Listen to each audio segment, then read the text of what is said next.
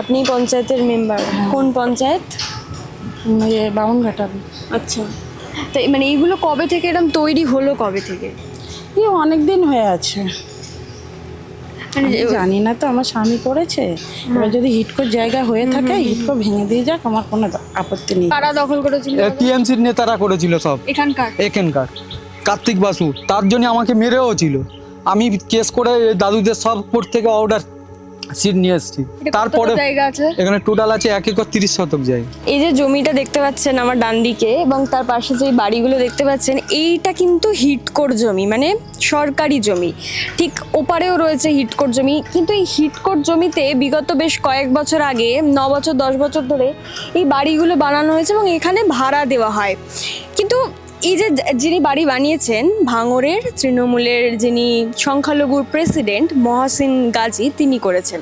কিন্তু হিটকোর যে পর্যন্ত ম্যাপ আছে, এই ম্যাপ অনুযায়ী সবটা পুরোটা ভেঙে দিক, আমার কোনো আপত্তি নেই। আচ্ছা, না কিন্তু মানে ধরুন এইগুলো কি আপনারা মানে ওনাদেরকে ভাড়া দিয়েছেন নাকি বিক্রি করেছেন? ভাড়া ভাড়া ভাড়া। আচ্ছা, ভাড়া আছে। এই মুহূর্তে আমি যেখানে আছি ঠিক ভাঙড় নিউ টাউনের বর্ডারে।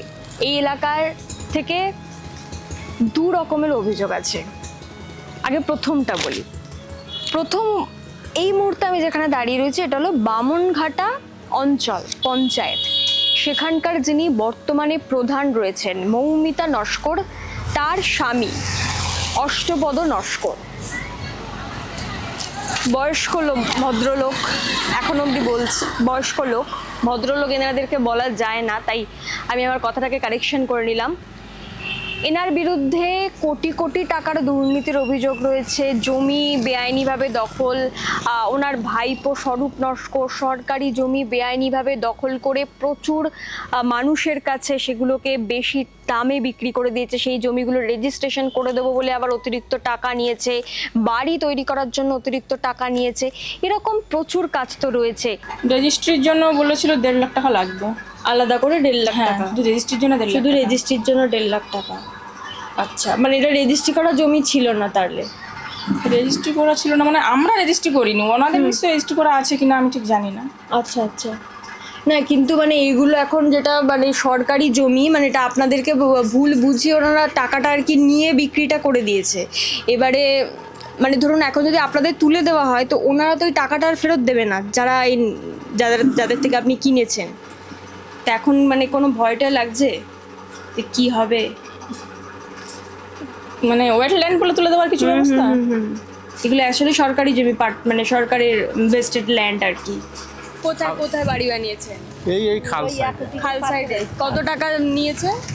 আমার যে জায়গা আর কি একজনের দখলে নিয়ে রেখেছিল, তো সেটা আর কি আমি তার থেকে কিনে নিয়েছি। কত টাকায়? আমি নিয়েছি আজ থেকে ধরুন 5-6 বছর আগে, তখন 30,000 টাকা নিয়েছিল। আচ্ছা, কতটা জমি? তো জমি এখানে তো মাপজোকের তো মাপজোক কিছু হয়নি? না না, মানে তাও আপনার কটা, একটা ঘর তাহলে? আবার একটা নিয়েছে একজনের কাছ থেকে, উনি নিয়েছে 1 কামরা ঘরে আছে 50,000 টাকা নিয়েছে। আচ্ছা, এক কামরা ঘর হয়েছে। হ্যাঁ। আর যেটা 30,000 টাকা নিয়েছিলেন ওইটা দুটো হয়েছে। ওটা দুটো হ্যাঁ, হয়েছে। আমাদের ফ্যামিলিটা আর বড়। 50,000-টা কতদিন আগে নিয়েছেন? এটা নিয়েছে এই যে ওই প্রায় 1 বছর ধরে। 1 বছর। এই অষ্টপদ নস্কর তিনি দুর্নীতির পাশাপাশি রীতিমতো মহিলাদেরকেও, তাদেরকে কটূক্তি করা, তাদেরকে কুপ্রস্তাব দেওয়া, কোনো কিছু থেকেই বিরত থাকেননি। উনি পিছন থেকে আমাকে ধরেছে, এখানে যখন হাত লেগেছে আমার ভিতর থেকে পুরো মানে আমি কি করবো আমি মানে বুঝতেই পারছি না। যখন দেখলাম আমি ভেবেছি হয়তো ধরেছে, আমি যখন পাশ ফিরেছি আমি তো অবাক হয়ে গেছি যে কে ধরলো। এই জায়গাটায় আমি খামচি মেরে ধরেছি, মানে ওনার ধরার ধরনটা খুবই আলাদা। আমি যখন ওনাকে তাকিয়েছি আমার মুখ থেকে শব্দ হওয়ার আগে উনি এই হাতটা ঠিক আমারই কোমরে দিয়েছে। আমি দিয়েই মানে উনি মুখ থেকে আওয়াজ বের করার টাইম আমাকে দিই, যে মুখটা আমার এখানে এনেছে আমি তখন চিল্লে উঠেছি। এরা প্রত্যেকেই, যেটা জানা যাচ্ছে, শওকত মোল্লা ঘনিষ্ঠ। বারংবার উঠে আসছে এই তত্ত্ব যে একাধিক নেতা রয়েছে এই অঞ্চলে শাসক দলের। এই অষ্টপদ নস্কর রয়েছে, তার ভাইপো রয়েছে স্বরূপ নস্কর, এবং একেবারে এলাকাবাসী তারা আমাদেরকে লিখে দিয়েছে খাতায়, তারা বলছে যে আমরা বলতে ভয় পাচ্ছি, ক্যামেরার সামনে বললে হয়তো আমাদের থ্রেট দিতে পারে। এখনো ভাবুন যে এদের কতটা প্রভাব এই তৃণমূলের নেতাদের, যারা এখনো সাধারণ মানুষকে থ্রেট দিচ্ছে, তাদেরকে হুমকি দিচ্ছে যে ক্যামেরার সামনে যদি তারা কিছু বলে তাদের দেখে নেওয়া হবে। আমাকে পার্টি অফিসে ফেলে কুদালের বাঁট দিয়ে মেরেছে। সেটা কবে? আজ থেকে হচ্ছে 6 মাস আগে, 6 থেকে 7 মাস আগে, যখন ওরা ক্ষমতায় ছিল। এই দেখেন এই সব ঘর বসিয়েছে, এরা হ্যাঁ। সঠিক প্রমাণ কেউ দিতে পারছে না। এগুলো তো সব এগুলো কি সব- সরকারি জমি না, ছিল? সব আমার দাদুদের জন্য। আচ্ছা, এরা কার কাছ থেকে কিনেছে হ্যাঁ তাও বলতে পারছে না। আমি বলেছি যে দাদুদের কাছ থেকে যদি কোনো কিছু কিনে থাকো হ্যাঁ, হ্যাঁ। তার প্রমাণ দেখাচ্ছি, কোনো কাগজপত্র দেখা না। আচ্ছা। এই একটা বাড়ি, ওই একটা বাড়ি, সব করেছে লিগ্যাল ভাবে, সব জোর করে। আরো দুটো সামনে ঘর আছে হ্যাঁ, টিনের, সব তাও ইলিগাল ভাবে সব করেছে। সব লিগ্যাল আর ভাবে জোর ওই জবরদস্তি। পারটা আরো এক তৃণমূল নেতা শওকত মোল্লা ঘনিষ্ঠ মহাসিন গাজী, তার নামেও ভুরি ভুরি দুর্নীতির অভিযোগ। ওই এলাকায় খালপাড় দখল, সেই খালপাড়ের জমি বেআইনিভাবে বিক্রি করে দেওয়া, সরকারি জমি, সেখানে গরিব মানুষের কাছে তাদেরকে বেশি দামে জমি বিক্রি করা, তাদেরকে সেখানে থাকতে দেওয়া, এবং সেই টাকাগুলো প্রত্যেকেই খেয়ে ফেলেছে, সেই টাকা তারা আত্মসাৎ করে ফেলেছে। এই মুহূর্তে দাঁড়িয়ে যখন সরকার বিভিন্ন জায়গা থেকে আমরা দেখতে পাচ্ছি যে সরকারি জমি যেগুলো জবরদখল হয়ে আছে বেআইনিভাবে, সেগুলোকে যখন ভেঙে দিচ্ছে, গুড়িয়ে দিচ্ছে, তখন এই মানুষগুলোর মনেও প্রশ্ন জাগছে যে তাদের তো সরকারি মানে খালপাড়ের জমি, সরকারি জমি কোনো দালাল বা কোনো নেতার থেকে তারা কিনেছেন, কিন্তু যখন তাদের উঠিয়ে দেওয়া হবে, জমি কিনেছেন 3 লাখ টাকায়, 7 লাখ টাকায়, 10 লাখ টাকায় জমি, সেই জমির ওপর মাটি ফেলতে হয়েছে, বাড়ি তৈরি করতে হয়েছে, প্রত্যেকটা সবটা মিলিয়ে তাদের প্রায় বাড়ি তৈরি করতে আলাদা আলাদাভাবে 3 লাখ টাকা কি তার কিছু কম, 2 লাখ টাকা, 2.5 লাখ টাকা খরচা হয়েছে। আজকের যদি তাদেরকে তুলে দেওয়া হয় তাহলে এই নেতারা কি পয়সা ফেরত দেবে? এইগুলো তো শোনা যাচ্ছে যে বেআইনি জমি তুলে দেবে সরকার। কাদের থেকে কিনেছেন, মানে কত টাকা দিয়ে কিনেছে আমার বর। আচ্ছা, জানেন কিছু কত টাকা দিয়ে কিনেছে? জানি তো 10 লাখ টাকা দিয়ে। 10 লাখ? কতটা জমি? জমিন 2-2.5 কাঠা আছে, 2.5 কাঠা একটু কম আছে। আচ্ছা, কাদের থেকে কিনেছেন? মালিকের থেকে। হ্যাঁ, মানে মালিকের নাম টাম কিছু জানা আছে? আমি জানি না, এনার বাবা জানে। এখন আপনারা গেলেও দেখতে পাবেন যে হয়তো কেউ হয়তো কোনো রেলি করে রেখেছে, কোনো হয়তো ওই গাছপালা পুঁতে গাছের দখল করে রেখেছে। আচ্ছা, ওইটার ও আচ্ছা, জায়গা আলাদা টাকা দিয়ে কিনেছে, নেতাকে টাকা দিতে হয়েছে। নেতাকে কত টাকা দিতে হয়েছে? নেতাকে 20,000 টাকা দিয়েছে। 20,000 টাকা প্রত্যেকবার? না, একবারই দিয়েছিল। একবার। এইবারে জয়ীর ভাই। না না না, ইনি ছিল না। ইনি জানেই না। না, ইনি ভাই ওখানকার নেতা।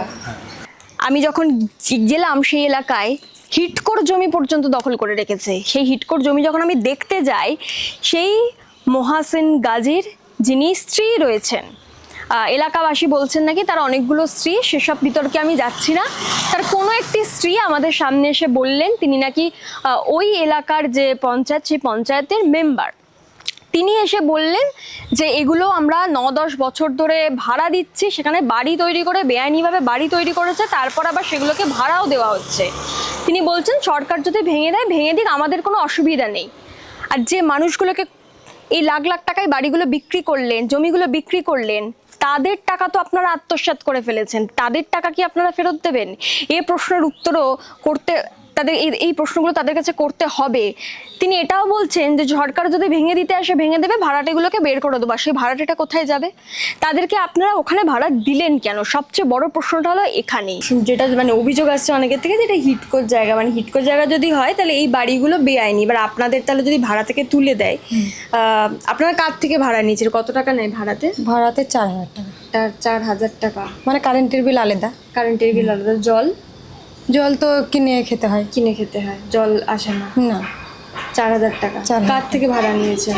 হ্যাঁ, কার থেকে ভাড়া নিয়েছেন? ভাড়া তো ওইখানে আছে ওদের বাড়ি। ও, ওদিকটা ওদের আছে বাড়ি। আচ্ছা, ওনাদের থেকে ভাড়া ওনাদের নিয়েছেন। থেকে ভাড়া নিয়েছে। আচ্ছা, কতদিন হলো?